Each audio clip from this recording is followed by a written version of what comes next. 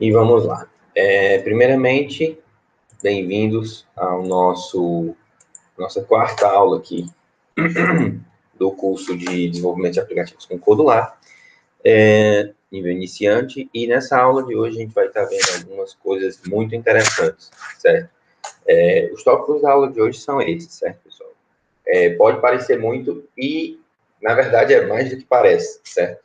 Mas eu resolvi ajuntar todos esses tópicos numa aula só, porque como a ideia é um curso iniciante, muita coisa que eu vou mostrar hoje para vocês, talvez vocês não utilizem tão cedo. Então, eu achei melhor eu não perder muito tempo explicando, e explicar de forma um pouco mais superficial, e lá na frente, eventualmente, se vocês precisarem utilizar, vocês vão ter aí a possibilidade de estudar um pouquinho mais a fundo, certo? Então, só explicando rapidamente aqui os tópicos, no item 1, a gente vai explicar um pouquinho mais aprofundado sobre os blocos de lógica, a gente fazer um pouquinho de introdução à lógica booleana.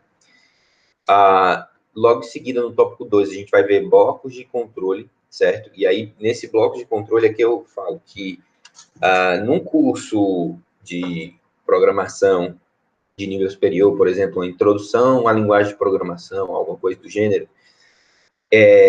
esses blocos que eu vou mostrar, eles são divididos pelo menos em 3 aulas, certo?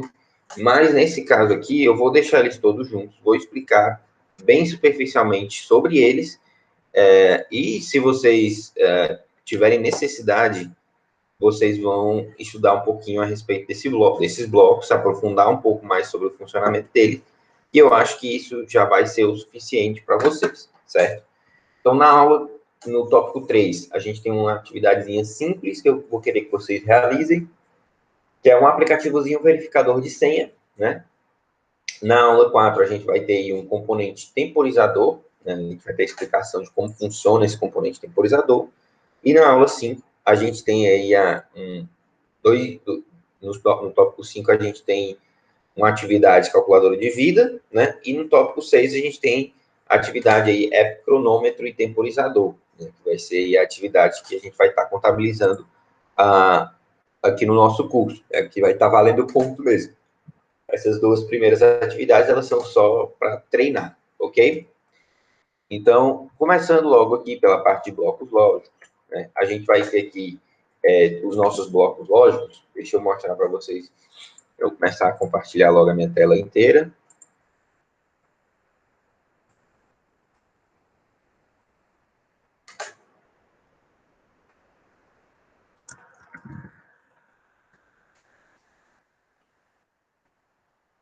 Criei aqui um aplicativozinho só para a gente ir testando essas coisas.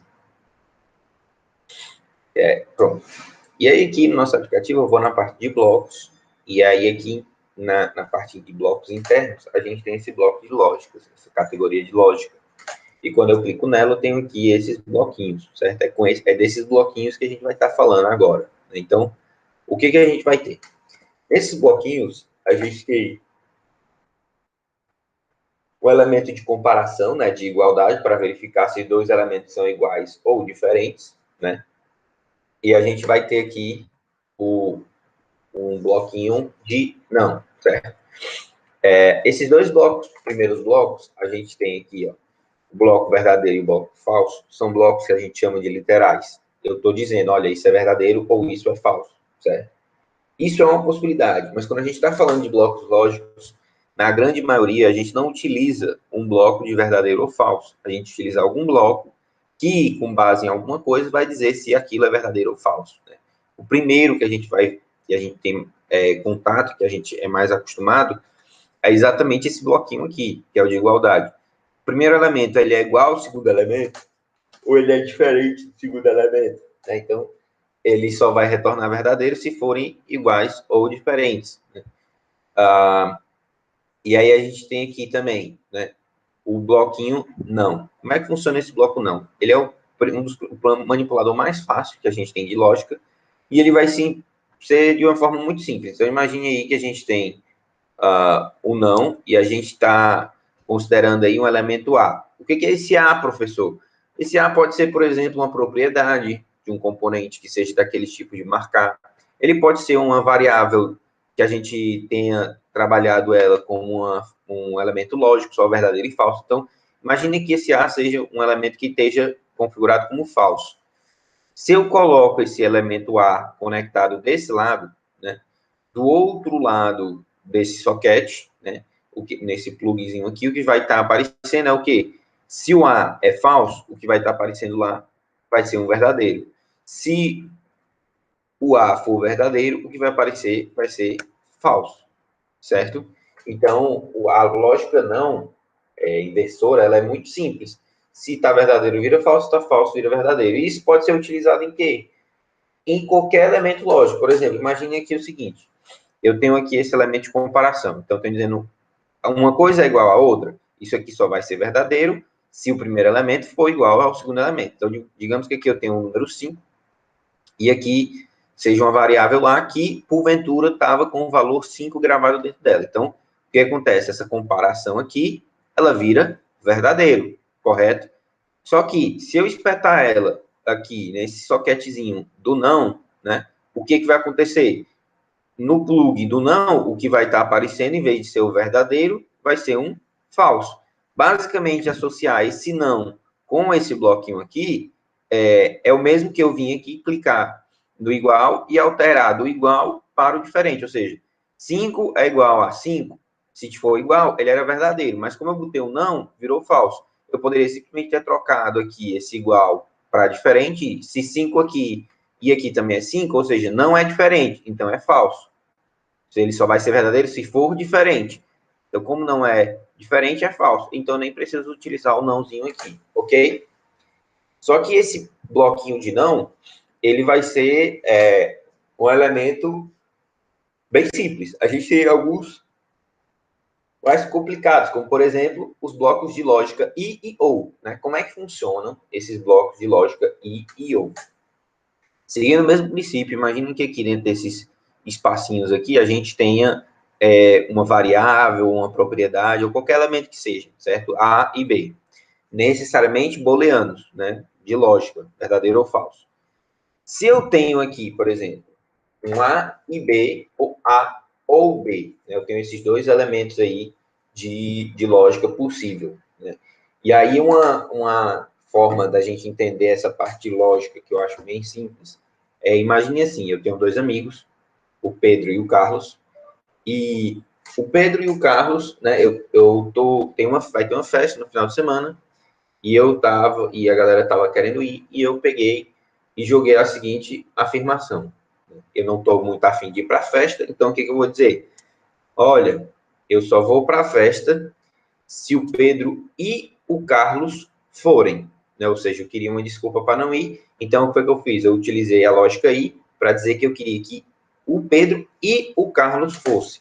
Ou seja, se for falso, nem o Pedro nem o Carlos forem para a festa, eu vou para a festa? Não, eu não vou. Eu não vou. Se o Pedro e o Paulo não forem, e o Carlos não forem, eu não vou, né? Se de repente o Pedro não vai, mas o Carlos mudou de ideia e ele vai querer ir, né? O que vai acontecer? Opa. Eu vou? Não, não vou. Por quê? Porque, beleza, o Carlos foi, mas o Pedro não foi. Então, eu não quer ir, então eu também não vou. Se, ao contrário, na verdade, o Pedro estiver querendo ir e o Carlos não quiser ir, eu ainda tenho a minha desculpa. Não, mas o Carlos não quer ir, eu só vou se ele for. Então, continua sendo falso. Eu só vou para a festa se ambos mudarem de ideia e forem, né? E aí eu não vou ter mais desculpa e aí eu vou ter que ir para a festa, certo? Então a lógica aí, ela só vai ser verdadeira se ambos os elementos, se ambas as condições forem verdadeiras, né? Se pelo menos uma delas for falsa, eu já tenho a minha desculpa para não ir. Então é falso, certo? Já na lógica ou, seguindo esse mesmo raciocínio de festa, né?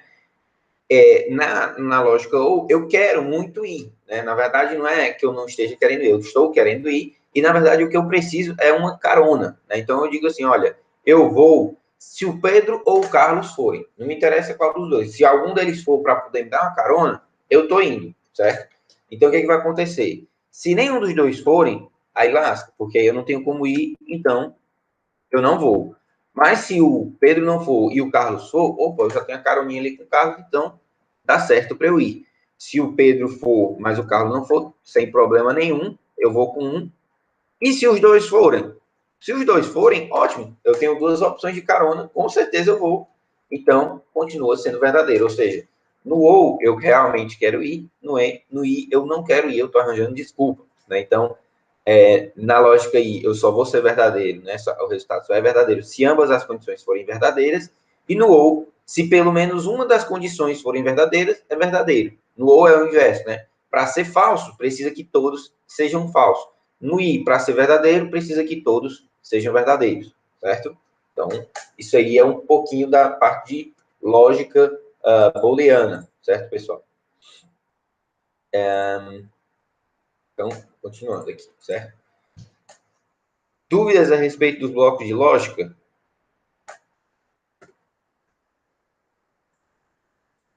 Tranquilo, né? É tranquilinho a parte de lógica.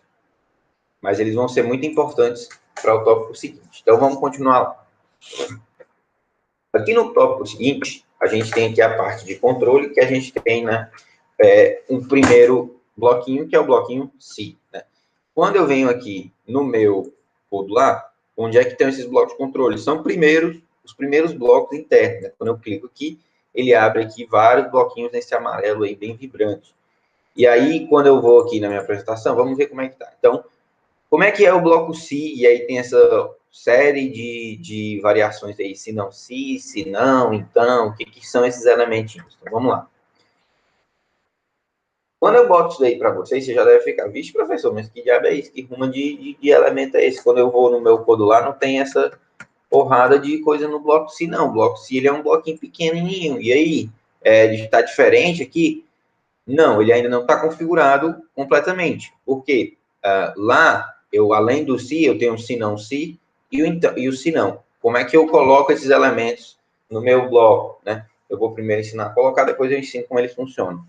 Clicando aqui nessa engrenagemzinha, ó, você abre o menu flutuante e você pode colocar um se não se aqui. E também um se não. O único detalhe é que, reparem que a borda inferior do se não, ela é reta, ou seja, nada encaixa nela. Significando que eu só posso ter um se não aqui nos meus blocos. Eu não posso arrastar outro se não, porque ele não vai encaixar. Se eu encaixar aqui, o outro se não sai fora. Então, eu só posso ter um se não, mas eu posso ter aqui quantos se não se eu quiser, e à medida que eu vou colocando, ele vai ficando maior, vai ficando mais próximo daquilo que eu tenho lá no meu slide. Eu vou deixar dessa forma aqui, que é exatamente como a gente tem lá. Então, vamos lá para entender como é que funciona esse bloco C. O bloco C vai funcionar da seguinte maneira. Aqui no primeiro plugzinho, né, no primeiro socket, o que a gente vai fazer? A gente vai plugar aqui um elemento de lógica. Professor, elemento de lógica? Isso, que a gente acabou de ver, ele vai ficar aqui. O elemento de lógica, ele sempre tem que ser aquele verdinho claro, professor? Não. Elementos de lógicas, esses verdes aqui, são os básicos de lógica, mas em várias categorias a gente tem elementos de lógica. Como assim, professor? Em matemática, esse igual aqui, ó, quando eu deixo o mouse em cima, o que ele diz? Retorna verdadeiro se os números forem iguais. Verdadeiro é o quê? É lógica. Então, esse bloquinho aqui de igual, dentro dos blocos matemáticos, é um bloco de lógica, né? O que mais? Esse bloco aqui é um bloco de lógica. Esse aqui, ó, é número, né? Eu verifico se o elemento é um número. Se for um número, ele retorna verdadeiro. Se não for um número, ele retorna falso. Né? Deixa eu ver aqui o negócio. Então, ele ainda tem aí as outras opções de verificar se é decimal, hexadecimal ou binário. Né? Então, é interessante. Em texto, a gente tem também vários. Ó. O texto é vazio, o texto é um texto. Né? Na lista, a gente tem a mesma coisa. A lista é vazia, cadê? É lista, né? E esse elemento é uma lista ou não é? Ele é só uma variável simples. Mesma coisa em dicionário, e acho que são esses os elementos lógicos que a gente tem, mas os elementos lógicos não vão estar todos presos ali nem na parte lógica. Eu posso usar essa comparação de igualdade aqui no meu bloquinho C sem problema, né? Ele vai espetar lá, porque ele é um bloco de lógica. Então, esse meu elemento C, ele vai ter nesse primeiro fluxo uma condição. Um elemento lógico vai ser uma condição. Pode ser uma comparação, pode ser só, por exemplo, uma propriedade de um componente que seja naquele estilo de marcar, ele é uma propriedade de lógica. Então, eu posso simplesmente colocar item selecionado e botar, se o item estiver selecionado, isso vai ser a condição do se. Posso, sem problema. Como eu posso também utilizar lógicas com variáveis internas e etc. Então, o que acontece? Se essa primeira condição aqui, por exemplo, a variável A é igual a 5, né? Se ela for verdadeira, ou seja, variável A igual a 5, o que vai acontecer? Ele vai executar esse então aqui, pessoal, certo? O que é esse então? Esse então é um pedaço aqui do código que ele vai ter o socket idênticozinho ao de um manipulador de evento. Então, eu posso espetar aqui algum elemento que vai ser executado somente se essa condição for verdadeira. Então, aqui eu poderia botar a cor de fundo para verde. Então, se o valor for 5, eu mudo a cor de fundo para verde, por exemplo. Seriam os comandos. Detalhe que esses comandos aqui estão no plural, porque sim, eu posso colocar vários comandos aqui se eu quiser, certo? Já o se não se, como ele vai funcionar? Ele vai ser bem semelhante, ele vai ter uma condição 2 aqui, ele vai ter os comandos a serem realizados. A diferença do se não se para o se é que esse se aqui, ele é executado antes desse se não se. Em que sentido? Digamos que, por exemplo, a variável seja a idade do usuário, né? Então, o usuário está lá, ele colocou a idade dele, e aí eu coloco aqui um bloco C. Se a idade do usuário for maior do que 18 anos, se for maior do que 18, o que significa? Eu printo aqui, o usuário é maior de idade. Ok, show de bola. Aí, se de repente, aqui, ó, essa segunda condição, ela pode ser o quê? O usuário tem mais de 12 anos, né? Ok, qual é o lance? O detalhe. Se a idade do usuário, por exemplo, for 23 anos, ele vai ter mais do que os 18 e ele vai ter mais do que os 12, certo? Mas então ele vai executar o que tem aqui e o que tem aqui? Não. Ele só executa o então do primeiro item que tem a condição verdadeira. Ou seja, é maior do que 18? Ele executa esses comandos e ele pula para o que vem depois do bloco se, certo? Ele não vai executar esse senão seguinte. Ele só executa esse senão se a condição aqui do primeiro for falsa, né? Se ele não tem mais de 18 anos, ok, não tem mais de 18. Então, vamos verificar se ele tem pelo menos mais de 12, entenderam? Então, ele não vai executar os demais se algum dos primeiros forem verdadeiros. Aqui a gente só tem um se não se, mas eu poderia colocar 10 se não se, e ele ia sair checando de um por um. Aquele que fosse verdadeiro, ele executa o então, e depois pula para fora. Ele não vai mais observar o restante. Ok? Isso aqui, esse se não se, ele faz a grande diferença disso daqui, ó. Tem gente que, quando não tem muita experiência com o bloco se, faz isso daqui, ó. Encaixa um se, outro se e outro se. Né? Então, imaginem, aqui, a idade do usuário é maior do que 18 anos, aí ele vai dizer, né? Só que se eu botei aqui, é maior do que 18 anos, a gente imprime, o usuário tem mais de 18 anos. E no segundo eu botei, maior do que 12 anos, o que vai acontecer deu 23 anos, ele vai ter aqui que, o usuário é maior de 18 anos. Só que logo em seguida, ele executa esse se que se segue, né? Que vem em seguida, né? Por quê? Porque é um se totalmente diferente, são bloquinhos diferentes, né? Então, ele ia executar e ia acabar dando um erro. Por quê? Porque aí ia dizer, o usuário tem mais de 12 anos? Tem. Então, se o usuário tem mais de 12 anos, imprima aqui, o usuário é um adolescente. E aí isso ia ser impresso em cima do que já tinha sido escrito aqui, do usuário é um adulto, por exemplo. Entenderam? Então, tem que tomar cuidado com relação a isso. E, por fim, a gente tem o senão. O que é o senão? É caso tudo dê errado. Né? Então, imagine aqui que eu tenho 50 condições de se não, se, né? Se e se não se, e nenhuma delas foi verificada como verdadeira. Né? Ao invés de eu colocar uma outra se não, tentando prever uma outra condição, eu posso colocar aqui, ó, um se não. Esse não ele vai ser verdadeiro em que caso? no caso de todos os demais serem falsos, ele executa o que tem dentro do sinal. Né? É tipo assim, caso nenhuma configuração que eu tinha imaginado fosse verdadeira, né? Ao invés dele não prever algo a se fazer, eu coloco aqui o senão para fazer alguma coisa, certo? Então, ele não tem condição, ele só tem comandos que vão ser executados caso todos os demais elementos sejam falsos. Na mesma pegada do se, a gente tem esse outro bloquinho ternário aqui, né? Que ele é um bloquinho relativamente simples. Ele vai ser um bloco se, né? Onde eu vou ter ali em cima uma condição. Só que diferente do bloco se, onde eu posso botar aqui vários comandos, né? Aqui, na verdade, não é comando, é valor, né? Eu tenho, por exemplo, seguindo essa mesma linha de raciocínio da idade do usuário, eu posso colocar lá, tem uma legenda que eu vou dizer, né, se o usuário é maior de idade ou menor de idade. Então, o que eu faço? Eu comparo. Idade do usuário é maior do que 18 anos? Se isso for verdadeiro, então, imprime lá na legenda, o usuário é maior de idade.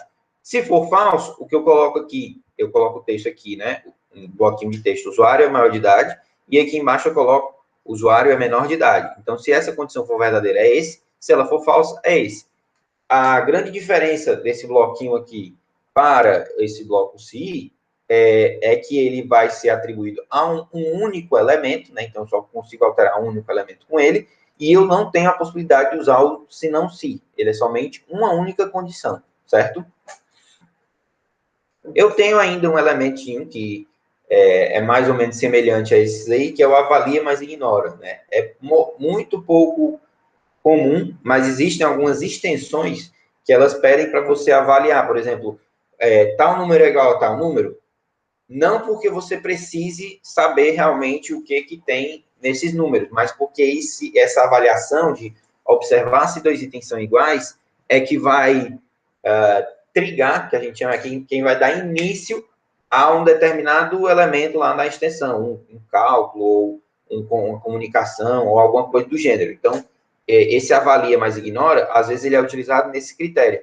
Ele vai avaliar se dois elementos são iguais, então eu posso colocar aqui o item A é igual ao item B, só que eu não vou verificar se isso é verdadeiro ou falso. Ele avalia, ele verifica se são iguais, mas ele ignora se é verdadeiro ou falso, certo? Seguindo, né, esse bloco C, pessoal, ele seria uma aula inteira aí dentro de um curso de graduação só sobre o bloco C. No nosso caso aqui, a gente falou rapidamente dele e a gente já vai dar continuidade aqui para um outro bloco que também exige bastante atenção e explicação bem detalhada, mas que a gente também vai fazer aqui uma explicação um pouco mais superficial, que são os blocos para, né? Na verdade, no inglês é o bloco for, né? Onde a gente vai ter a possibilidade de começar a entender o que são os loops.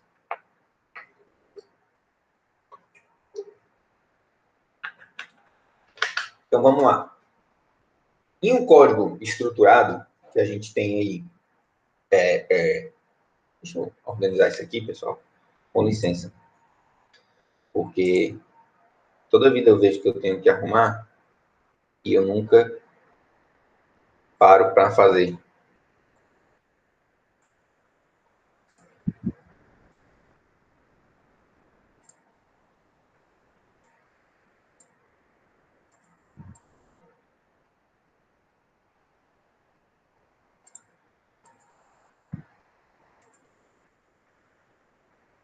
Então, vamos lá. Então, num bloco estruturado, onde eu tenho linhas de código se sequenciando e o que vai fazer o código rodar é exatamente essa sequência, então ele começa lá de cima e ele vai rodando pelo código inteiro até chegar lá no final do código, né? Não é um código estruturado aí em eventos, como é no Codular. O que acontecia? O código ia se executando, né? E executando até chegar no final. E aí foi criada uma estrutura que é o loop, que funciona como? De repente, eu quero que esse comando 1 e esse comando 2 e esse comando 3 sejam executados aí 100 vezes.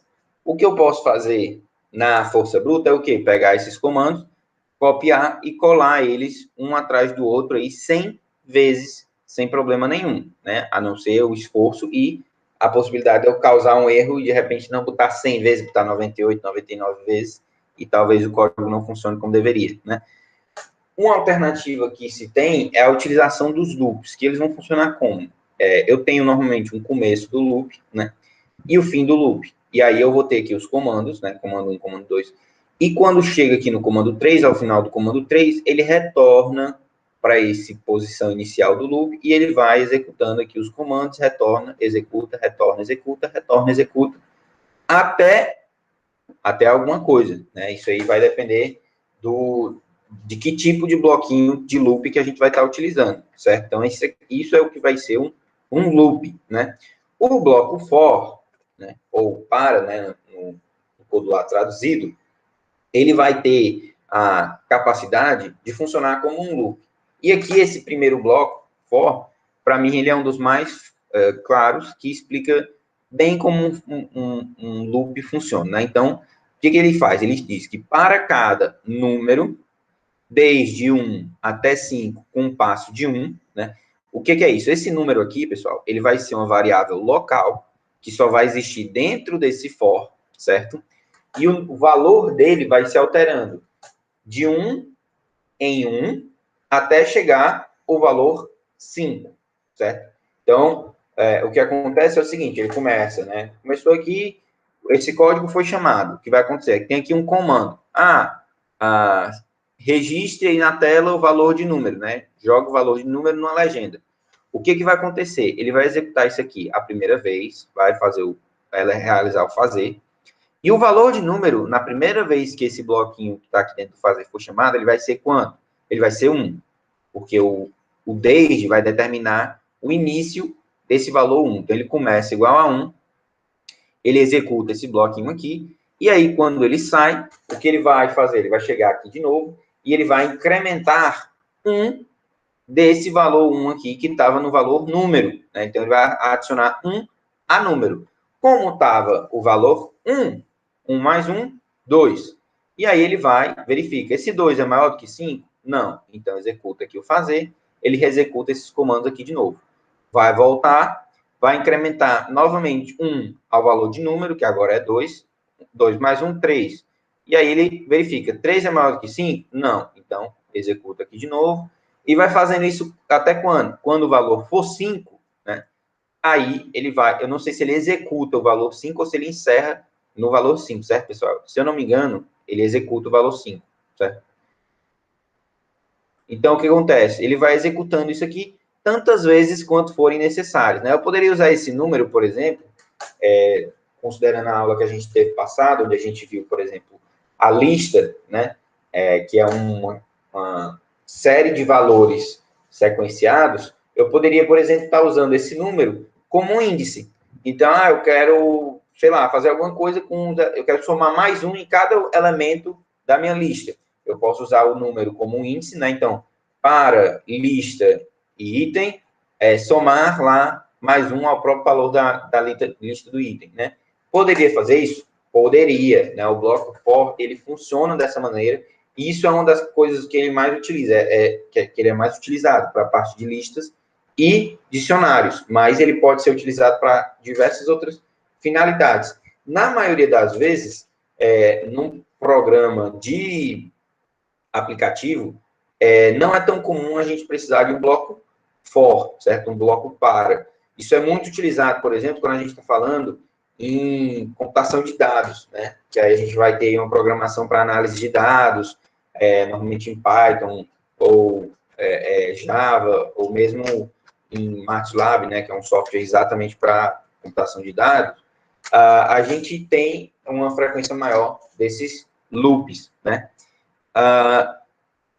No Codular, além do elemento aqui de loop do for mais tradicional, a gente tem dois outros, que são para cada item na lista. Como é que esse para cada item na lista funciona, pessoal? Ele vai funcionar, eu não falei para vocês que esse número aqui, ele poderia ser utilizado para indicar o índice lá na lista, né? Esse daqui, ele vai servir para quê? Eu posso ler cada item da lista, ou seja, então eu coloquei aqui uma lista que tem 5 valores, esse loop aqui ele vai ser realizado 5 vezes, e em cada vez esse valor de item ele vai se alterando. Então, executou a primeira vez, o valor de item é igual ao quê? é igual ao valor que está lá no primeiro índice da lista. E assim sucessivamente. Ele vai executando e pegando cada um dos elementos. Detalhe, pessoal, que eu não comentei aqui nessa lista for. Eu disse assim, ele vai executar, né? De repente eu coloquei o valor do número para aparecer numa legenda. Significa que lá nessa legenda vai estar aparecendo 1, 2, 3, 4, 5? Não, não significa. Lá na legenda o que vai aparecer é 5. Por que, professor? Porque se ele não está executando várias vezes, por que eu só vejo 5? Porque esse for aqui, ele é executado na velocidade de processamento do celular, que é muito superior à velocidade de raciocínio nosso, e inclusive a velocidade de renderização do celular. Ou seja, antes mesmo do celular conseguir renderizar a tela para mostrar que aquele número estava igual a 1, depois igual a 2, depois igual a 3, antes dele ter tempo de alterar esse valor, né, ele já calculou tudinho e já foi para 5. Então, quando ele atualiza a tela, o que você consegue ver é indo direto para 5, porque esse for acontece muito rápido, certo? Ok. Dando continuidade. Assim como a gente tem um for para lista, a gente tem um for para dicionários. Diferente da lista, onde eu só vou ter o item, para dicionário eu vou poder pegar cada chave ou cada valor, né? Então, eu posso observar que a chave do item 1, né, é tal, e o valor do item 1 é tal. E aí, no próximo item. Não é bem item 1, porque a gente não tem essa relação direta de item 1, 2 e 3, mas, querendo ou não, ele vai estar pegando todas as chaves e todos os valores do dicionário em ordem, certo? E vai ficar jogando e você faz o que quiser com eles. Aí, pessoal, nessa parte de loop, é interessante eu mencionar para vocês a parte de recursividade, certo? O que é recursividade, pessoal? É quando você recorre a algo, né? Então, você está em uma coisa e você volta para algo, né? Onde é que a gente utiliza recursividade com frequência, especialmente nesses blocos de for? Quando a gente precisa, por exemplo, de um somatório, né? Quando a gente precisa de um somatório recursivo, né? Imagine o seguinte, eu tenho aqui a nota de um aluno, que tem aí 15 notas, certo? No elemento lá de uma lista, e essa lista é a nota dos alunos. Se eu quiser, por exemplo, calcular a média da nota desse aluno, né? Como é que eu iria fazer para calcular a média? Eu teria que somar todas as notas daquele aluno e depois dividir por 20. Eu poderia fazer lá, pega o índice 1 da lista e vai somando, e vai somando, e vai somando, e vai somando. Poderia. Mas existe a possibilidade de eu fazer isso através de um loop na lista, né? Um para cada item na lista, né? E aí, como é que eu faria isso? Num somatório, eu vou iniciar aqui uma variável auxiliar, qualquer que seja o nome dela, em 0. E aí, dentro do loop, o que eu faço? Eu pego essa variável 1, essa variável auxiliar 1, e vou dizer, ela é igual a ela mesma, mais esse val 2. O que é esse val 2? Ele seria, por exemplo, o item na lista, né? Então, se o aluno lá tem 20 notas, quando ele pegar a primeira nota, isso aqui é 0, né? Então, consequentemente, isso aqui é 0. Então, 0 mais a primeira nota, o que vai estar sendo atribuído aqui ao val 1? A primeira nota. Só que quando eu chegar no segundo loop, o que vai ter? Aqui tem o valor da primeira nota, eu vou estar somando a primeira nota mais a segunda nota, e aí vai ficar a nota 1 mais a nota 2 aqui em variável 1. E assim sucessivamente. Na terceira vai estar nota 1 e nota 2 aqui, e a nota 3 aqui. Eu vou somar e vou fazendo esse somatório recursivo, somando todas as notas. Depois do somatório, eu simplesmente divido por 20, que eu tenho o resultado, certo? Similar ao somatório, a gente tem também o produtório. O que é um produtório, professor? Imagine que eu tenha, isso aí por diversos motivos, eu tenha na lista valores que eu quero multiplicar todos eles, certo? Como é que eu posso fazer essa multiplicação? Através de um produtório. Ele vai funcionar da forma de um produtório recursivo. Vai funcionar similar ao somatório, né? Eu tenho aqui, eu inicializo um valor, eu coloco esse valor sendo igual a ele mesmo, só que em vez do mais, eu coloco um vezes o novo valor. A diferença majoritária está aqui no produtório, eu coloco isso aqui igual a 1, certo? Porque se eu colocar igual a 0, o resultado sempre vai ser 0. Né? 0 vezes qualquer coisa é 0. Então, aqui eu tenho que colocar 1. E aqui no somatório eu coloco 0, porque quando eu vou somando, né, se eu botar alguma coisa diferente de zero, o resultado final vai estar errado por esse valor, certo? Beleza? Dúvidas sobre os blocos de controle? Eles são um pouco mais elaborados, mas como eu falei, não é tão comum a gente utilizar eles dentro de um código, de um aplicativo, de um programa de aplicativo, certo?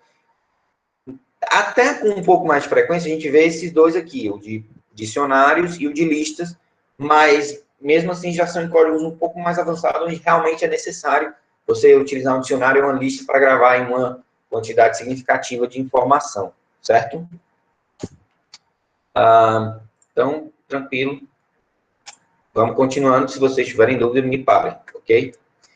Além desses dois blocos, o if e o se, né? E o bloco para, né?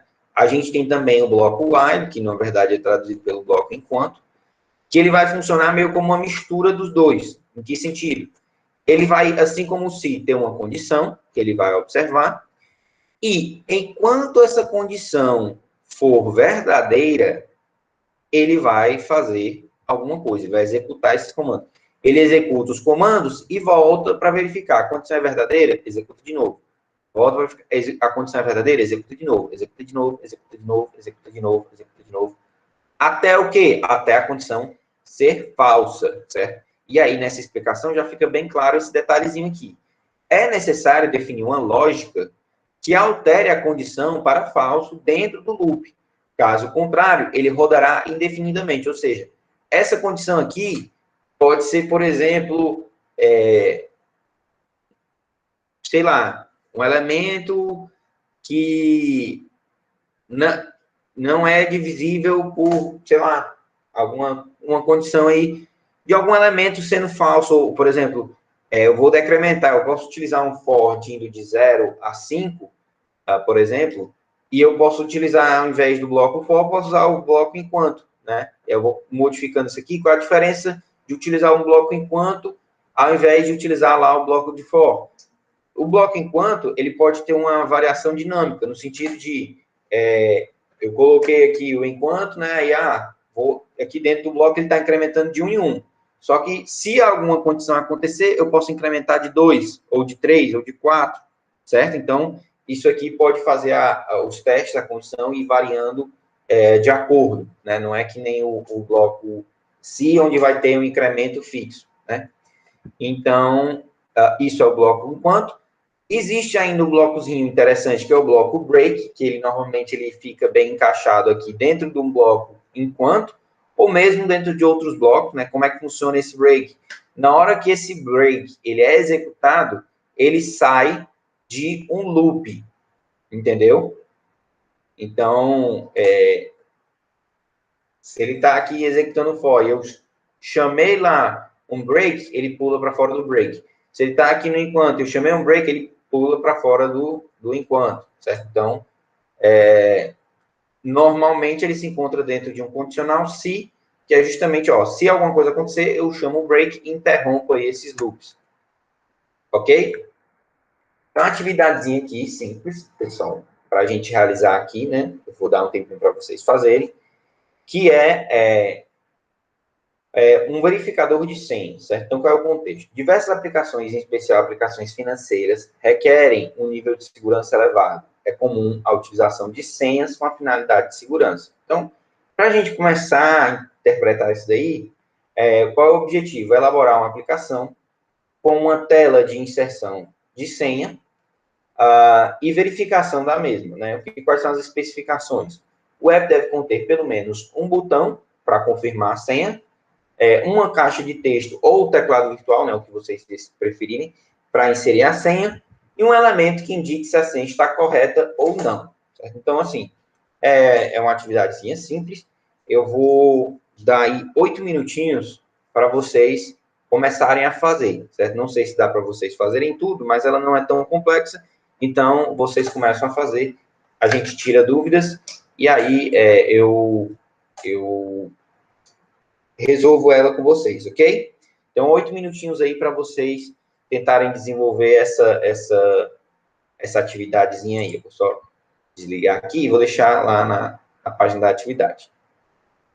Qualquer dúvida, mandem em áudio, porque como vai estar naquela página, eu não vou estar vendo aqui o chat.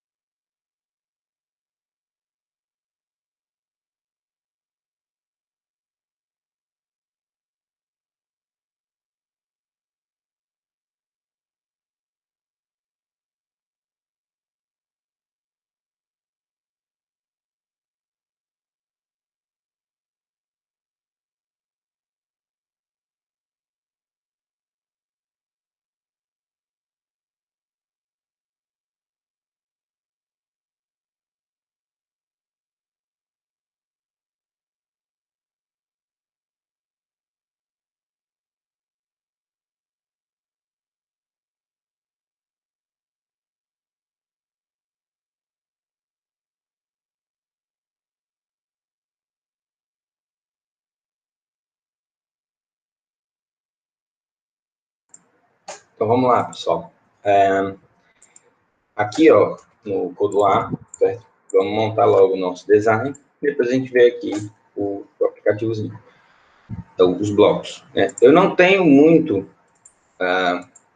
quesito a respeito aqui do design. A única coisa que eu coloquei é que tem que ter uma forma de eu entrar com a senha, uma legenda e um botão, certo? Então, o que eu vou fazer? Eu vou botar aqui um botão, uma legenda, e no meio deles uma caixa de texto. E aqui eu vou botar um outro botão. Opa, um outro botão, só para simplificar aqui a minha vida. Então, eu tenho aqui o botão 1, que vai ser o botão renomear, né? É sempre uma boa prática renomear. Botão fechar.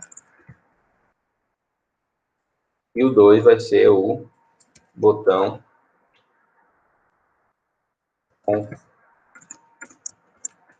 abrir. Abrir. Fechar. Certo? Vou trocar. Fechar. Vou deixar eu abrir aqui em cima. Deixar eu abrir aqui na cor esverdeada. E fechar aqui numa cor avermelhada, né? O fundo, eu vou deixar a cor do fundo vermelha, indicando que está fechado.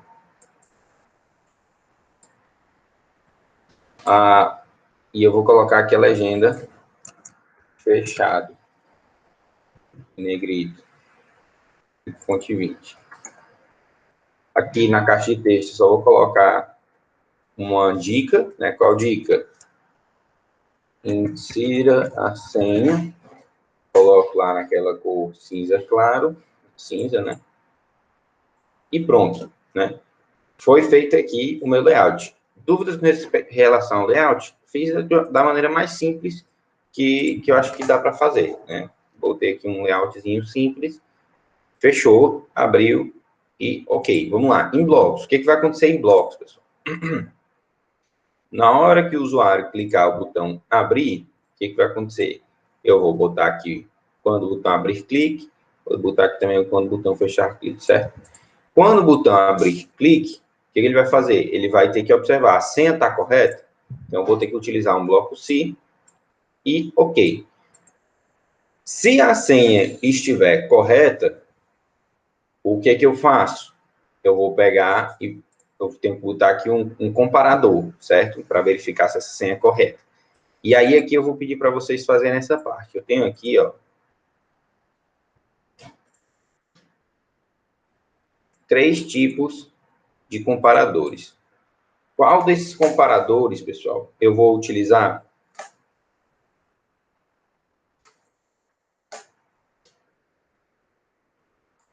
O que vocês acham?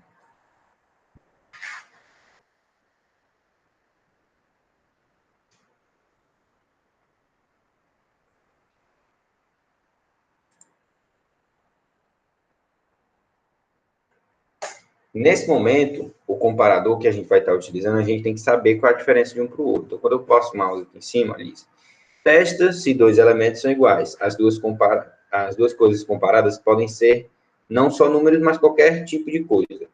Números são considerados iguais à sua forma impressa como cadeia de caracteres. Por exemplo, o número 0 é considerado igual ao texto 0. Além disso, duas cadeias que representam números são consideradas iguais se os números são iguais. Por exemplo, 1 é considerado igual a 0, 1.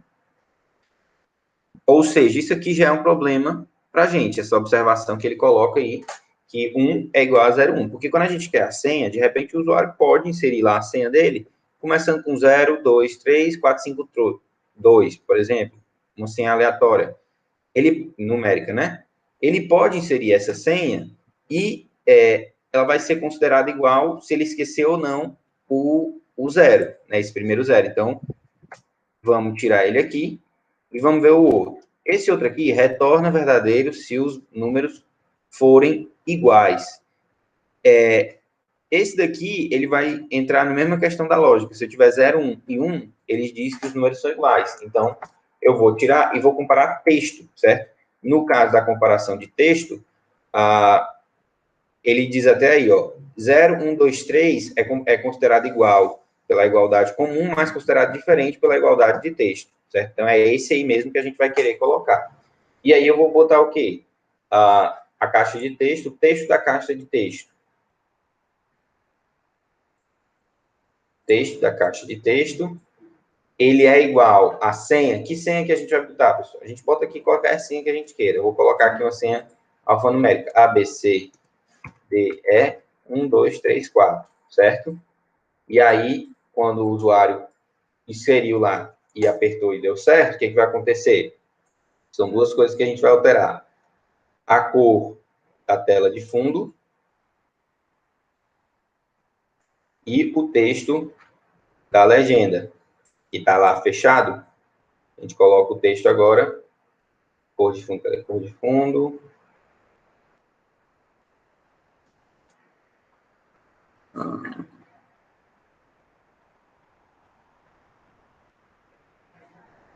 Professor, Oi. acima de imagem de fundo, não tá marcado? Tá, cor de fundo, pronto.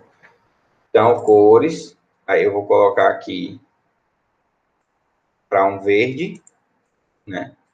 E aproveitando, já coloco aqui, ó, quando o botão fechar por clicado, ele altera para o vermelho de novo. E aqui o texto, vou botar aberto. Aqui, fechado, certo? Vamos só verificar aqui uma coisa. Qual o tipo de coisa que eu vou colocar aqui, né? O tipo de entrada. Eu vou colocar senha. Não. Então, vamos testar, ver se isso aqui está funcionando como a gente... outra coisa, né? Para a gente utilizar lá também. Na caixa de texto, a gente tem aqui, ó, error text, né? Que é uma mensagem de erro que eu posso apresentar para o usuário. Senha incorreta. Incorreta. O que essa senha incorreta vai fazer? Na hora que o usuário escreveu aqui, se a senha não estiver certa, se não, né, se ela não estiver certa, o que eu vou fazer? Vou lá em caixa de texto, ó, e eu tenho aqui um show error message. Então, ele mostra a mensagem de erro. Vamos conectar aqui com o Companion.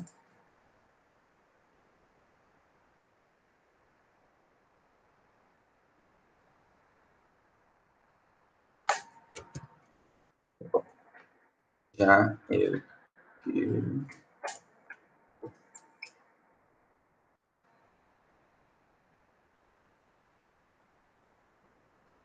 Pronto, insira a senha. Vou colocar aqui uma senha qualquer. Abrir. Senha incorreta. Por que está ficando assim nesse tom? Porque lá na tela, no design, o tom de destaque está esse rosa. Não adianta eu mexer nele aqui. Refresh Companion Screen. Porque, como ele está pelo Companion, a cor de destaque é essa cor rosa pelo Companion. Se eu instalasse, né, se eu compilasse e instalasse, essa cor rosa ela mudava para esse preto que eu coloquei, certo? Então, às vezes, o Companion ele não fica igual à versão final, especialmente nessa questão aí das cores de destaque. Então, vou colocar aqui A, B, C, D, 1, 2, 3, 4, e quando eu clico em abrir, ele abre e fica com um verde aí mais claro no fundo. Quando eu clico em fechar, ele vai lá fechar. O que mais que a gente poderia fazer? Na hora que o usuário clicou lá em abrir, a caixa de texto poderia ter seu texto, né, ajustado para 0, né? Afinal de contas, eu não quero que o texto fique lá salvo para a pessoa poder ficar abrindo e fechando ele quantas vezes quiser, né? Então, abrir, quando abrir, o texto some aqui, e aí, fechar, ele volta para cá. Ok? Dúvidas? Tranquilo, né? Essa atividadezinha, eu acho que é bem de leve. Tranquilo, professor. Então, vamos continuar. Componente temporizador, certo, pessoal? Esse componente aqui é um componente que eu não tenho tanta experiência, mas não sei porque eu curto muito ele. Acho que porque me lembra muito de microcontroladores, né? O componente temporizador, pessoal, ele vai ser o nosso primeiro componente que a gente vai estar vendo lá na área de sensores, certo? E ele vai estar mais ou menos pela metade. Onde é que ele vai estar? Ele vai estar aqui, ó. Eu vou vir aqui em Design, vou procurar aqui Sensores, ó. E aí aqui eu tenho, o terceiro elemento é o temporizador. Quando eu clico e arrasto o temporizador para a tela do meu aplicativo, ele aparece aqui embaixo, só que ele é um componente, ó, não visível, certo? Então, não tenho o que editar aqui no visualizador. De propriedades, a gente vai ter, ó, a gente é um componente não visível, e de propriedades, a gente tem pouquíssimas propriedades aí do nosso temporizador, né? Quais são essas propriedades? Disparo contínuo, ativado e intervalo, né? Para a gente explicar o que essas propriedades vão fazer, eu tenho que primeiro explicar o funcionamento do temporizador. O temporizador, pessoal, ele vai ter duas funcionalidades. Ele tanto vai funcionar como uma forma de você acessar o horário do seu celular em tempo real, né? Tipo, eu quero ver que horas são agora e trabalhar informações a respeito de dados, de dias entre duas datas e etc, etc. É através desse componente. Como ele também funciona estilo um alarme, certo? Só que é um super alarme. Por quê? Aqui, ó, eu tenho ativado. O que significa esse ativado? Que ele está contando, certo? Esse disparos contínuos vai servir o quê? Na hora que eu tenho aqui um intervalo, né? A terceira opção é intervalo. Esse intervalo aqui, o padrão é 1000. Isso, professor, 1000 o quê? 1000 milissegundos, certo? 1000 milissegundos equivale a 1 segundo. Ou seja, isso aqui é 1 segundo. Se eu botasse 2000, seria 2 segundos, e assim sucessivamente, certo? O que acontece quando ele está ativado, quando ele acontece aqui, o tempo passou 1 segundo, o que acontece? Ele vai disparar, e se essa opção disparos contínuos estiver desabilitada, o que vai acontecer é que automaticamente esse ativado vai se desligar e pronto, ele deu 1 segundo, ele disparou e pronto, ele desligou, certo? Se o disparo contínuo estiver ligado, o que vai acontecer? A cada 1 segundo, ele vai disparar. E aí, professor, como assim disparar, certo? Esse aqui são os bloquinhos que a gente vai ter no nosso temporizador, certo? Vou tentar arrastar isso aqui para cá, procurar aqui, temporizador. Então, aqui em temporizador, o primeiro bloquinho de eventos é o bloco disparo, né, que é o que eu estou dizendo para vocês. A cada vez que o período for completado, se tiver ativado e com disparos contínuos, ele vai ficar chamando, ou seja, esse bloco aqui, ele vai ser chamado a cada 1 segundo, ou meio segundo, se de repente eu colocar isso aqui para 500. Então, a cada meio segundo, esse bloco é chamado, certo? E aí, o que eu vou fazer dentro desse bloco? Não sei. Aí eu posso fazer 1000 coisas, né? A gente vai ver aí no nosso cronômetro uma forma interessante da gente utilizar isso. E aí eu coloquei lá alguma coisa para acontecer aqui dentro e pronto. Além desse bloco, a gente tem nas propriedades, são poucas, são só essas propriedades que a gente já viu, certo? Mas a gente tem ainda outros tipos de blocos, né? Como eu falei para vocês, a gente pode utilizar ele como um reloginho que vai ficar sendo chamado de tantos em tantos tempo, como a gente também pode utilizar ele para manipulação do tempo, de instantes no tempo. Como assim? Existe um bloquinho roxo dentro dele, que é o chamar temporizador ponto agora. Esse bloquinho chamar temporizador ponto agora, ele tem muitos blocos, às vezes fica difícil de ficar aqui. Esse bloquinho aqui, ó, o que ele vai fazer? Ele vai informar a data, né?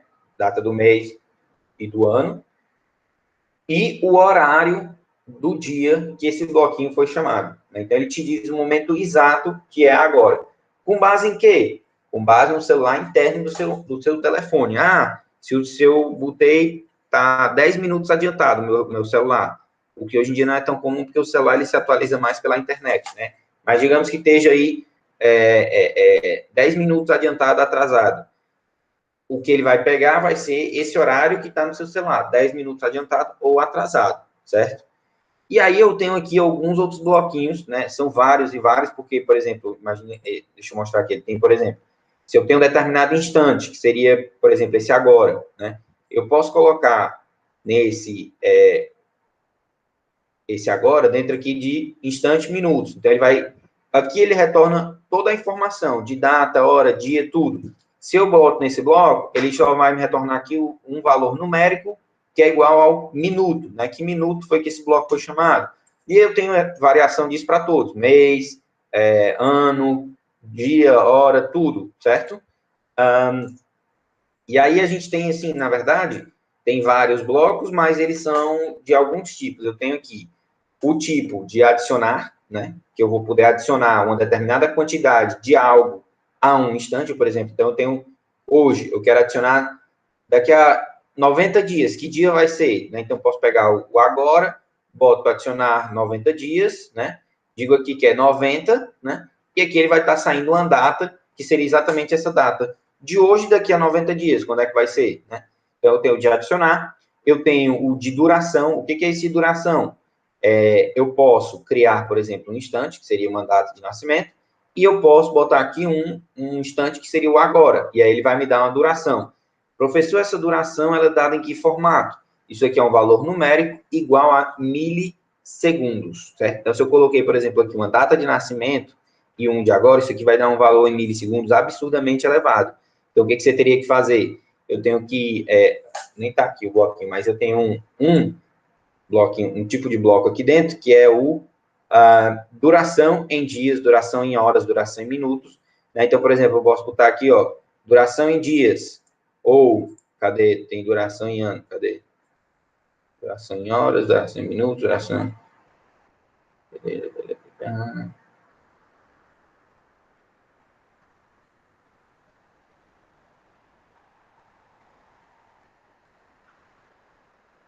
Não tem. Duração em dias, né? E aí, se eu tenho duração em dias, eu tenho a duração em anos, né? Eu consigo converter de dias para anos. Então, eu coloco aqui dentro a diferença, né? Essa diferença aqui entre dois elementos, né? Essa duração, e ele consegue converter para dias, meses, anos e etc. Ok?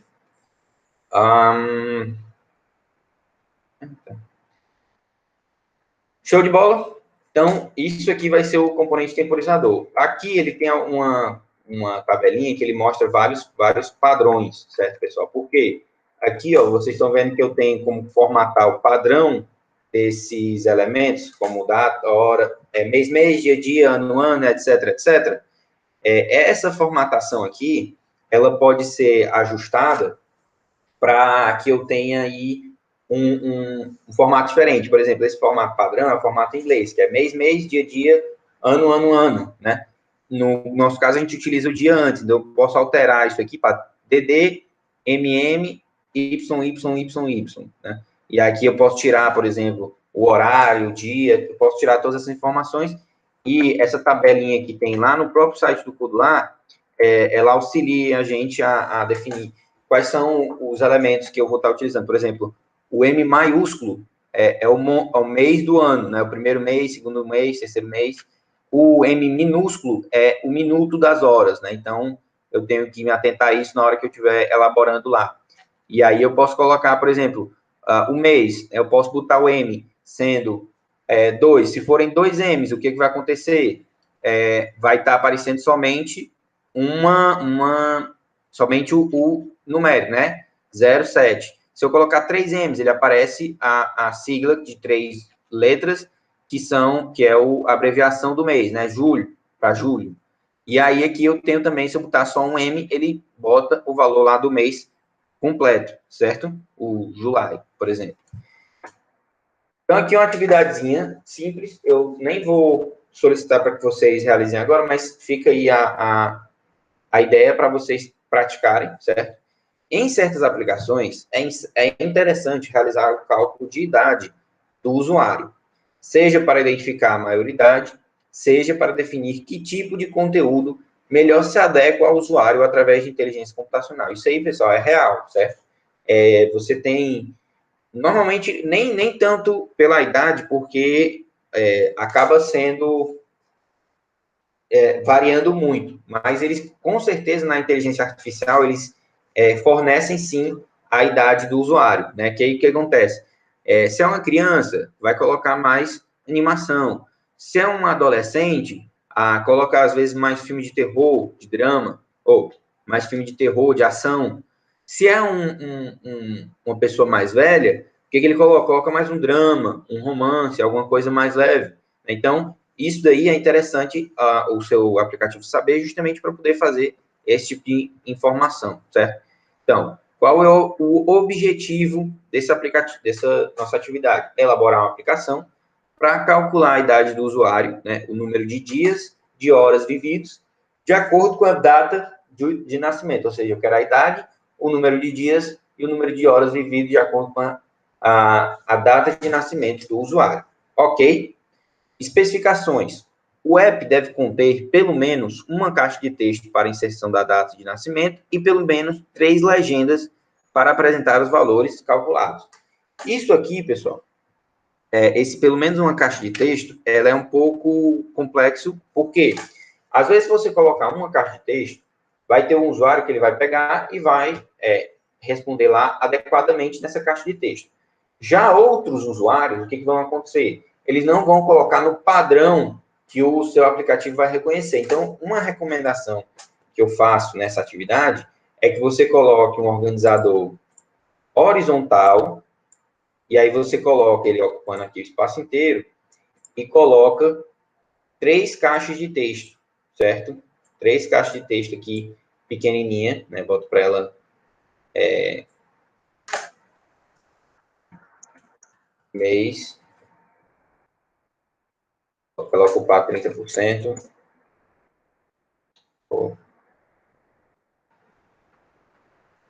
Na largura, 30%. 30%. E uma terceira.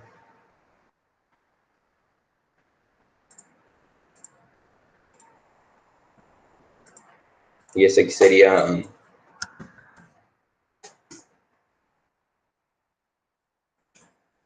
Dia, mês e ano. Então, o usuário ele vai poder inserir aqui, e aí você tem alguns bloquinhos aqui do temporizador que você pode criar uma data, por exemplo, formatar a data, criar data, tem criar instante, criar data. Então, nesse criar data, você pode pegar lá caixa de texto do ano, caixa de texto do mês, caixa de texto do dia, e isso facilita aí o seu trabalho e diminui a possibilidade do usuário cometer algum equívoco aqui.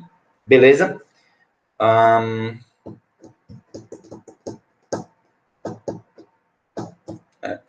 Vamos lá, continuando. Eu não vou fazer essa atividade porque eu acho que ela é interessante, mas prefiro me focar na outra atividade, que é o quê? O app cronômetro e temporizador, certo, pessoal? Como é que funciona esse app cronômetro e temporizador? Diversas aplicações operam em tempo real através da observação dos relógios internos do dispositivo ou externos, certo? Exemplos simples são jogos premium, onde a vida para jogar são adquiridas com o passar do tempo ou através de compras em app. Porque eu coloquei aquele asterisco aqui. Essa questão, pessoal, ela é importante, porque eu não sei se vocês já observaram algum joguinho que vocês jogaram, que você tinha vidas, e aí você vai jogando, daqui a pouco acaba as vidas, e você tem que esperar um determinado tempo para essas vidas voltarem, né? O objetivo desses jogos, que são gratuitos, é que você realize pequenas compras, né? E uma das pequenas compras mais comuns é exatamente isso, comprar vidas para tentar novas partidas, né?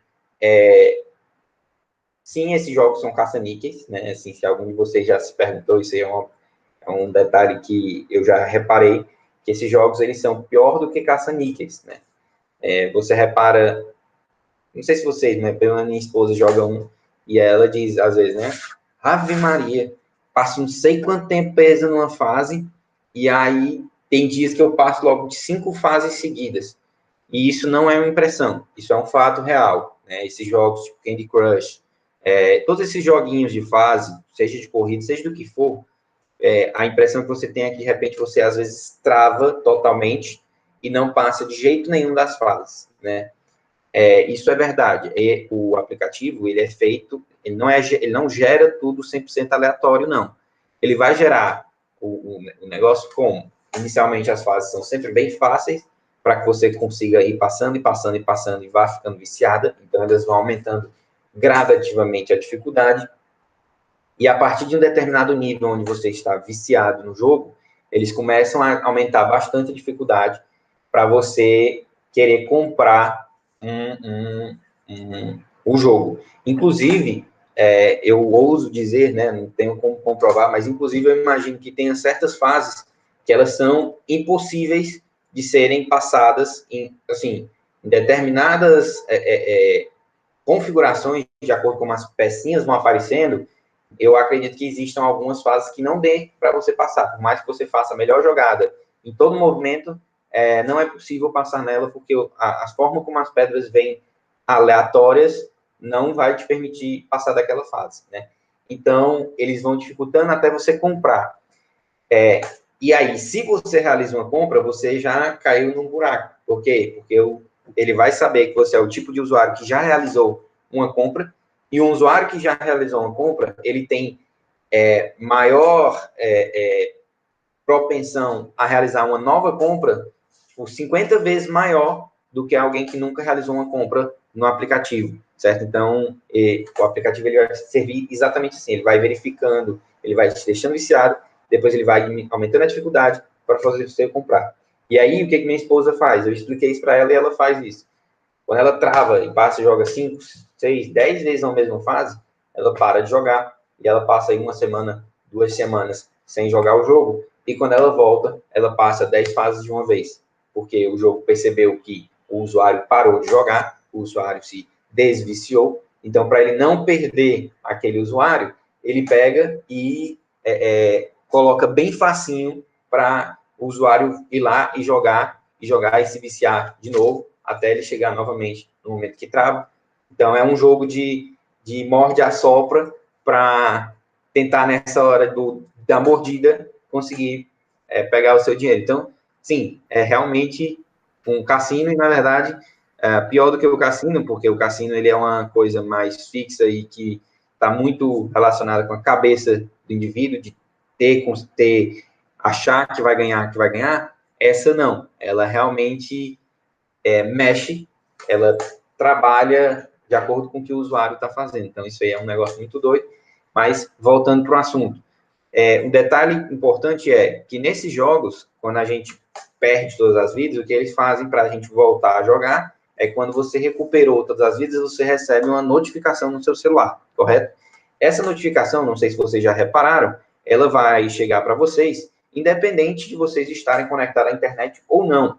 Por quê? Porque essa notificação, ela vai ser trigada, ela vai ser disparada de acordo com o relógio interno do seu celular. Obviamente, o aplicativo não vai estar aberto, mas ele programa que, olha, a tal horário, você envia uma notificação, porque nesse horário o usuário vai estar com todas as vidas, né? Então, ele deixa isso programado no seu celular, de acordo com o horário que era previsto. Obviamente que, na hora que você abre o seu aplicativo, né, o aplicativo do jogo, ele não vai simplesmente ver qual é o seu relógio e dizer quantas vidas você tem, porque senão, né, a gente só mudava o horário do relógio e isso já era ok para a gente ganhar mais vida, mas o que acontece é que na hora que você conecta, ele confere qual é o horário que você estava jogando antes, né, e qual é o horário que está agora no seu celular, para ver se houve alguma modificação no seu relógio. Se não tiver havido modificação, ele só confirma que está tudo ok e continua. Então, professor. Oi. Então, se eu pegar no meu celular, vamos lá, eu tô num jogo hoje, agora não tô sem nenhuma vida. Aí eu pego o meu celular e adianto no meu celular, configurando ali, dizendo que agora já são 10 dias depois. Aí, se eu ligar de novo o aplicativo, vai considerar como se eu não tivesse jogado esses 10 dias? Não, é o que eu estou dizendo. Ele utiliza o relógio interno do celular para essas notificações, né? Por exemplo, a cada 10 minutos eu recebo uma vida nova. Então, eu parei de jogar e eu posso ter até 10 vidas. Então, daqui a 1h40 vai chegar uma notificação no meu celular dizendo, olha, você já tem com vida, volta a jogar, certo? Essa notificação, ela é disparada com o relógio interno do seu celular, né? Na hora que você vai lá, você viu seus vídeos, você fechou o aplicativo, tá configurado no seu celular para ele disparar naquele horário essa notificação dizendo que você está com as vidas completas. Só que na hora que você abre o aplicativo, ele não vai confiar somente no seu relógio interno, certo? ele vai utilizar o relógio do servidor. Tanto é que quando você abre o aplicativo, você tem que ter internet para conectar o aplicativo. Então, na hora que você tem essa internet, que você conecta o aplicativo, ele vai confirmar quantas vidas realmente você tem de acordo com o servidor deles, né? Com o sistema lá deles, né? Por mais que, de repente, assim, daqui 1h40 eu recebo vida. Aí o que eu faço? Eu adianto aqui meu relógio para 1h39, passou 1 minuto eu recebi a notificação, olha, você tem vidas. Opa, beleza. Na hora que eu clicar para acessar lá o aplicativo e abrir ele, embora eu tenha recebido a notificação, como ele vai acessar o servidor lá do jogo, ele vai ver, ele não teve tempo para ele receber todas essas vidas. E aí, simplesmente, você não tem as vidas. Entendeu?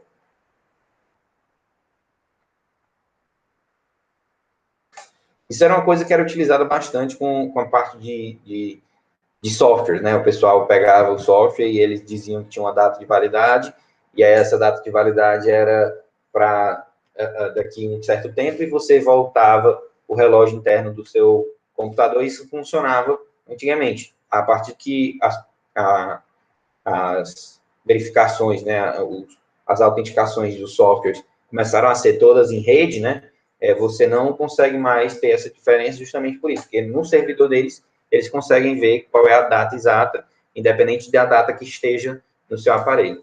Então, é isso aí sobre a parte de relógio interno. Continuando.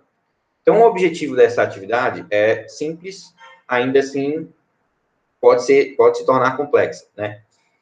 O objetivo é elaborar uma aplicação que realize contagem cronométrica crescente e temporização decrescente. O que diabo é isso aí, pessoal, que está dizendo? Eu quero que você coloque no mesmo aplicativo a possibilidade de você clicar lá no botão e ligar um temporizador, né, um cronômetro, que vai contar, e quando você aperta de novo ele para. E também a possibilidade de você colocar lá uma temporização decrescente, certo? Os dois elementos podem ser feitos de diversas formas. Né? Quais são as especificações que eu coloco? O app deve conter quantos botões forem necessários para os comandos de Start, Stop e Reset, né, do temporizador. Quantos botões, caixa de texto, menu, suspense forem necessários para configurar o tempo da contagem regressiva e quantas legendas forem necessárias para apresentar essas informações, certo? Então, aí, não tem um modelo padrão. Esse aqui eu nem elaborei uma tela para dar ideia para vocês, mas ela basicamente você vai precisar de duas coisas, né? E aí essas duas coisas você pode escolher como fazer, né? Na nossa aula mais para frente a gente vai ver como é que funciona a questão de várias telas, certo? No momento a gente não vai mexer com várias telas, então qual é a minha recomendação? Eu vou deletar aqui os componentes e dar uma ideia para vocês.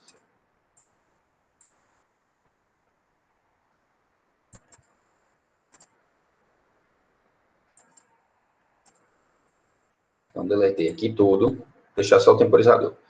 Então, primeira coisa, eu vou aqui em Layout, e aí eu coloco aqui, ó, General, dois organizadores verticais roláveis, certo? E coloco para eles ocuparem a tela inteira. O que eu vou colocar dentro desses organizadores verticais? Esse de cima, ele vai ser, por exemplo, o meu cronômetro. Então, eu vou organizar aqui, né? E aqui eu vou jogar coisas bem gerais, né? Por exemplo, vou colocar aqui uma legenda para dizer que é o cronômetro. Centralizar aqui. Aí, aqui embaixo, eu vou colocar uma legenda.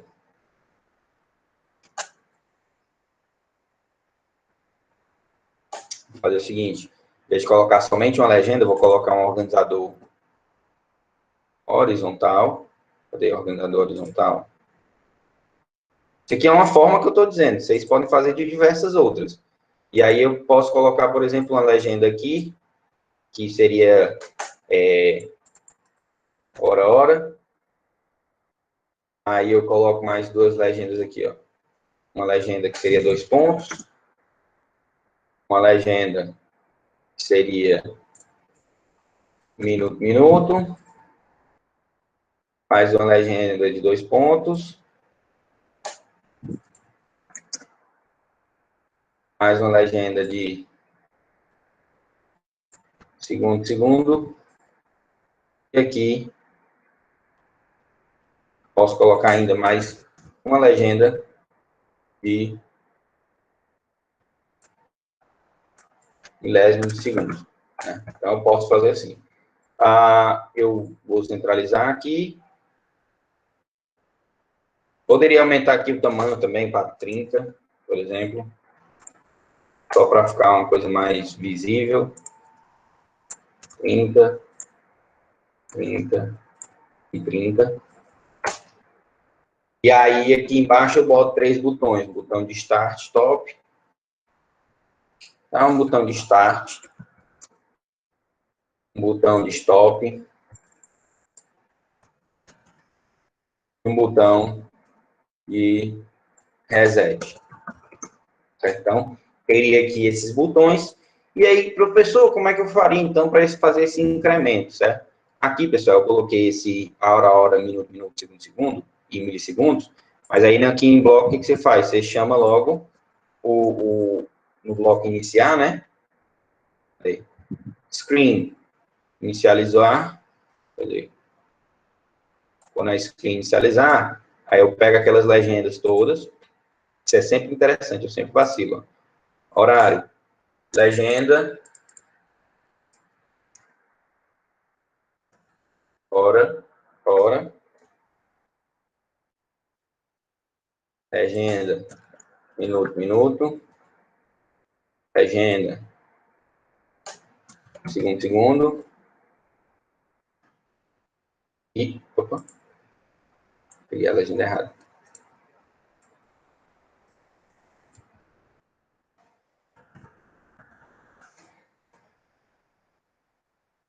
Legenda, segundo, e aqui, legenda, milésimo de segundo, né, por exemplo.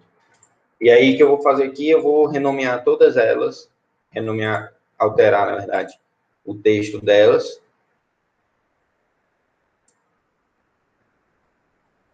para 00. Então, vou alterar isso aqui para 00.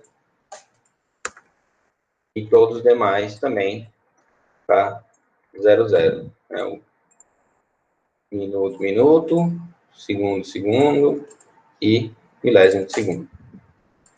Na verdade, milésimo de segundo eu boto assim. E aí, o que eu vou fazer? Algo bem simples. Configurei isso aqui. Como é que está o nosso temporizador? Né? Vamos olhar aqui o temporizador. O nosso temporizador está disparando a cada 500 milissegundos. Eu vou botar para disparar a cada 100 milissegundos, certo? E aí, o que eu faço? Toda vez que ele for disparado, eu faço o seguinte, eu pego o milissegundos, eu digo que milissegundos vai ser igual a milissegundos mais 1. Opa.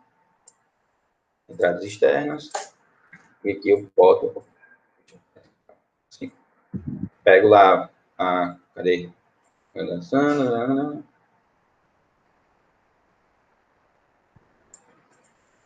Aqui. Legenda milissegundos. Texto. E aqui mais 1. O que isso daqui vai fazer, pessoal? Vamos dar uma olhada, ver se eu consigo mostrar aqui com o Companion para vocês. Fechar isso aqui. Aqui de novo. JPJATV.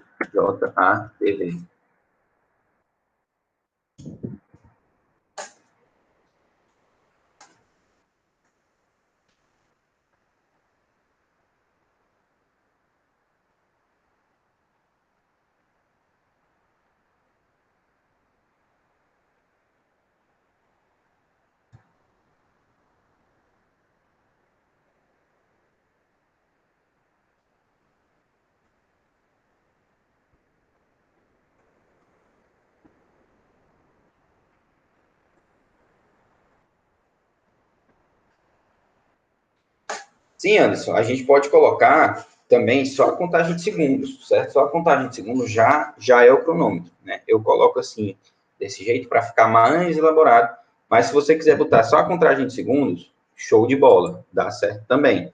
Certo? Conectou aqui.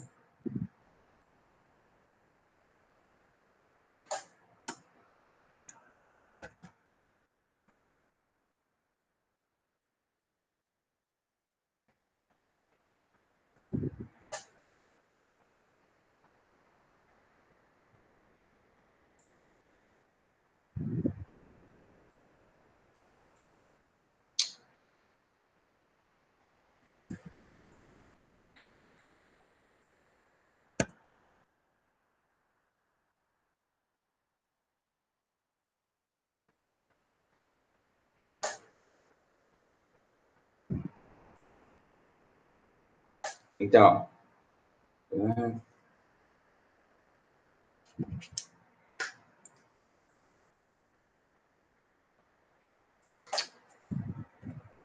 pronto. Então, ele está incrementando ali os milissegundos. Ó. Percebam que, do jeito que está, ele vai ficar incrementando os milissegundos, ó, indefinidamente. Né? Eu não estou colocando nenhuma observação extra a respeito dos milissegundos. E nem está funcionando também os botões. Ó. Eu poderia colocar aqui os botões para fazerem alguma coisa. Né? Vamos aqui fazer algumas alterações no nosso projetinho, que é o quê? Primeiro, vamos configurar para estar funcionando, né, os nossos elementos de botão. Que é o botão 1, que seria o Start. Quando o botão for pressionado, o que eu faço com o temporizador? Tem a propriedade lá dele, de ativado, eu vou botar para verdadeiro. Né? Na hora que eu tiver aqui o botão 2 pressionado, quando o botão 2 for pressionado, eu vou alterar para deixar de ser verdadeiro, então ele vai parar de dar as interrupções e vai virar falso, né? Vamos ver aqui se os botões já estão funcionando. Refresh, Companion Screen. Na hora que eu aperto Stop. Deixa eu botar... Opa, botão 1. Botão 2. Refresh, Companion Screen. Stop. Start. Stop. Start. Então, já está funcionando. O reset, o que a gente faria no reset, pessoal? Reset, a única coisa que eu vou colocar de diferente é, eu vou parar a contagem, certo? Mas eu vou também apagar aqui, ó, todos esses elementozinhos aqui, texto, esses elementos de texto aqui, deixa eu botar eles aqui do lado. Eu tenho que reiniciar os valores dos elementos. Né? Então, eu coloquei isso aqui, vou mandar aqui para baixo. Outra coisa que eu quero fazer também é no meu temporizador, eu quero iniciar ele desativado. Então, reiniciar Companion Screen, Start, ele começa a contar, Stop, ele pausa, Start de novo, ele continua, Stop, Reset. E ele zera ali. Então, está funcionando os botões, já foi o botão, já foi metade aí do negócio. O que a gente ainda tem que mexer aqui é nesse, quando o temporizador disparado, né? Que a única coisa que a gente está fazendo, deixa eu aumentar isso aqui, que a única coisa que a gente está fazendo é incrementar o indivíduozinho aqui, né? O que a gente vai fazer? Agora a gente vai utilizar, por exemplo, uma cascatas de cis. Como é que isso vai funcionar, professor? Imagine o seguinte, eu vou verificar. Isso aqui a gente sempre vai usar o numérico, porque já a gente está falando de número. Então, se esse LLM texto for maior ou igual a 10, ou seja, ele foi incrementando, chegou em 10. Na hora que chega em 10, o que vai acontecer? Ele vai vir nesse se, vai verificar. Na verdade, o contrário. O símbolo está invertido. Esse aqui é maior ou igual a 10. Se for verdade, o que eu vou fazer? Primeira coisa que eu tenho que fazer é ajustar ele para receber o valor 0. Vou botar tudo no numérico, só para não confundir a cabeça. Ele vai receber 0. E o que vai mudar? Vai mudar a outra legenda. Qual legenda? A legenda agora do segundos. Segundos vão receber os próprios segundos mais 1. Entenderam esse conceitozinho aqui que eu fiz? Por quê? Porque quando chega em 10 milissegundos, eu incremento 1 segundo, correto? Vocês entenderam essa partezinha?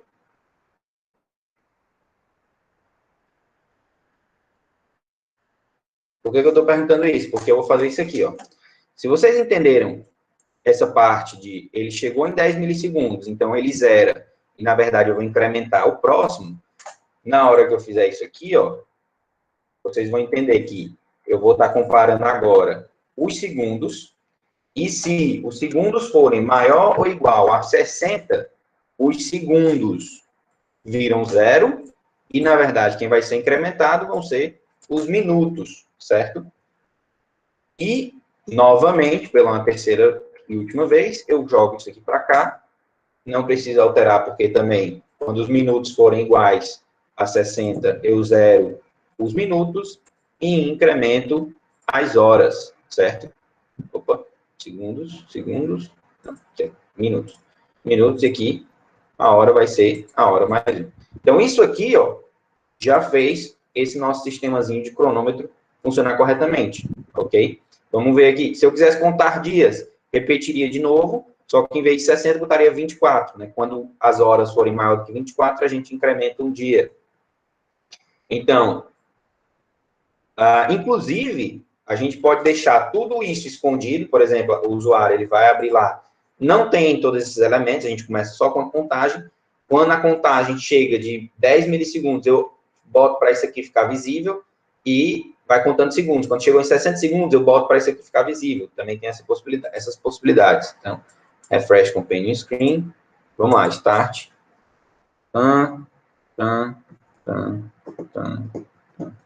Ele vai contando assim. Eu queria que ele apresentasse o zero, mas tudo bem. Isso aqui daria para fazer, mas não vou quebrar a cabeça com isso, não. E aí ele foi incrementando. Vamos ver se isso aqui consegue ficar mais rápido, para a gente visualizar.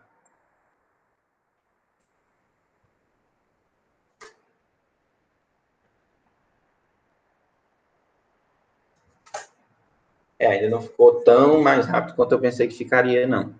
Mas, tudo bem.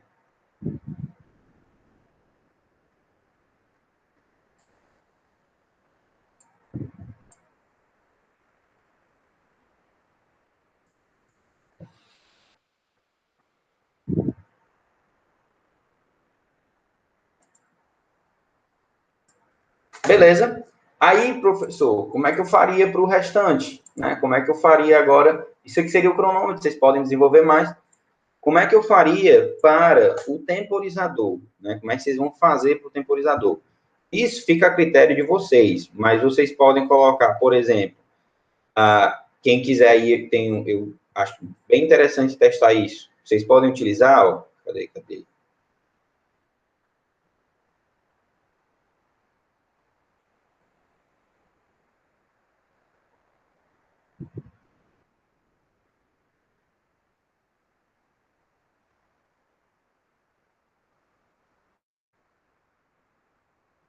Tá aqui. Vocês podem utilizar, por exemplo, esse elementozinho aqui, e aí colocar aqui os itens sendo 00, 01, 02, 03, 04, até, né, o que vocês quiserem, né?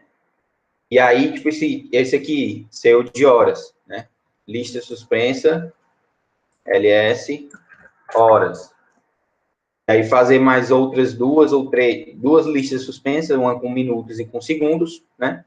E aí o que acontece? Na hora que você, e aí bota também os botões de start aqui, na hora que você pressionar o start, ele vai iniciar o cronômetro com base nos valores que estão selecionados na lista suspensa. Então, você seleciona lá que a lista suspensa aqui, 0 horas, 1 minuto e 30 segundos, ou 5 minutos. Você seleciona isso aqui através da lista suspensa, e aí aqui o usuário vai pegar, e aí vai aparecer uma única legenda, né? A gente vai precisar dessa forma de legenda, e essa legenda ela vai ficar decrementando esse tempo, vai aparecendo decrementando o tempo para mostrar que, olha, é uma contagem regressiva. Certo? Então, isso aí são ideias que vocês têm aí para desenvolver esse aplicativozinho aí. Eu fiz da maneira que eu acho que é legal, mas se vocês tiverem ideias diferentes, não se sintam obrigados a fazerem da forma como eu fiz. Se tiver complicado também, faça simplificado, sem problema nenhum, certo? O importante é que vocês testem e tentem desenvolver cada vez mais aí essa prática na utilização da plataforma. Beleza? A aula fica por aqui, eu vou encerrar aqui a gravação